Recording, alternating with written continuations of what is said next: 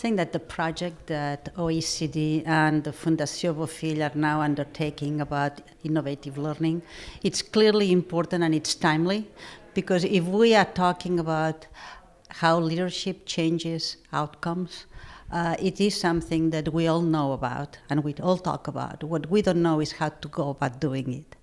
So the first thing that we talk about is schools as what we call learning organizations.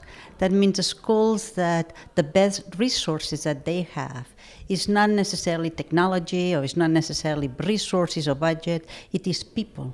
So how do we use teachers? How do you use students? And how do you use actually the school leaders to make and to create the dynamics that can make the school learn, but the school learn at all levels.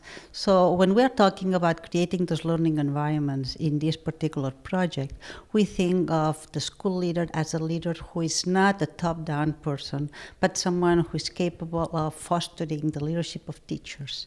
So when they are in the classroom, they are creating the conditions of learning. So there is kind of this interaction between the teacher and the student and the teacher, so that the students learn, they learn knowledge, but they also think, and they also talk, and they also interact, and they might bring ideas forward.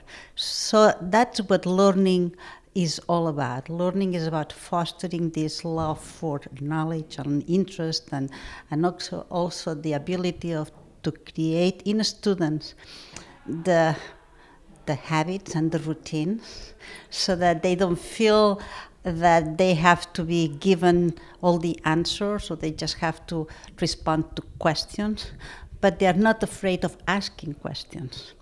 So the leadership for learning is about developing or creating the conditions at the school level that allow for all this learning to take place.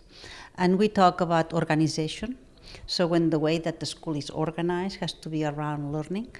So when a teacher or a principal thinks about even the school schedule, they need to think about who are the students and how can we organize so that the teachers have the time maybe to plan together, to work together, so they can actually teach better.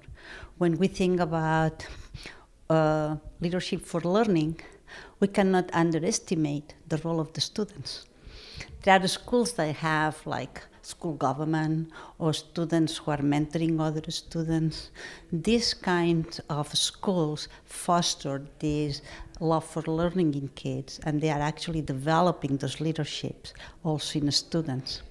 So when we're talking again about learning environments that promote leadership, we're talking about learning environments that promote leadership at the classroom level, at the school level, and hopefully also beyond the school. So informal learning also has a big role.